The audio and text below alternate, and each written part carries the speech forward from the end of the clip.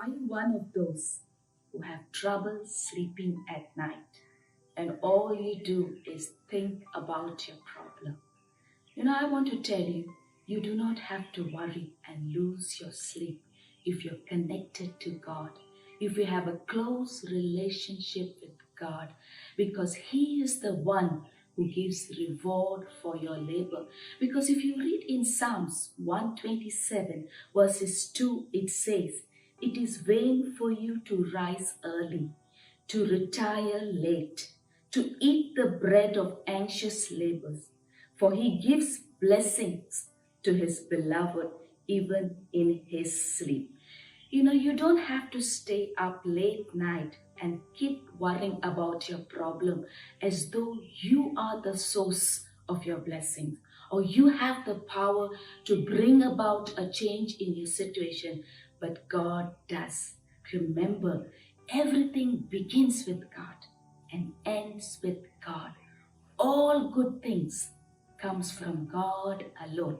Now this verse is for those who take the pressures of the future too heavily upon them without involving God in their life. And they allow the fears of their situation to run their life more than God. The psalmist is saying that if our life is not centered around God, we will eat the bread of anxious labor. Now, what is the bread of anxious labor?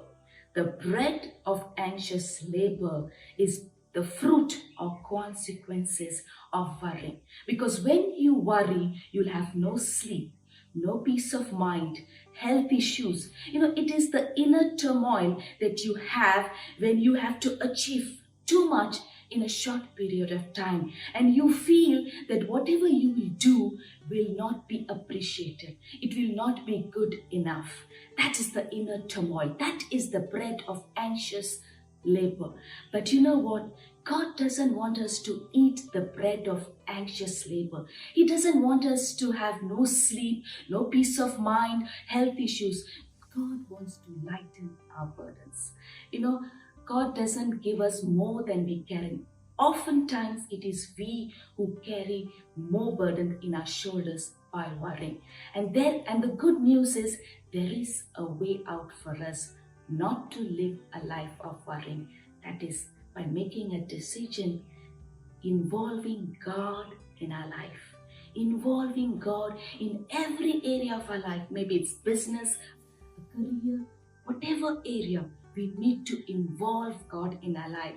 Let Him be the center of our life. Seek Him first, and that choice only you can do it. Nobody can do it for you. And the amazing thing about God is He's working things for you even while you are sleeping. Wow, that's grace which is unearned, undeserved. God doesn't sleep so that you can sleep. Amazing. I remember when my kids were small, at night when the electricity would go off, I would stay awake all night, take a newspaper and fan the kids. So I would keep the mosquitoes away so that they could sleep. But we have a dad who's greater than that. While we sleep, He's adding blessings in our life.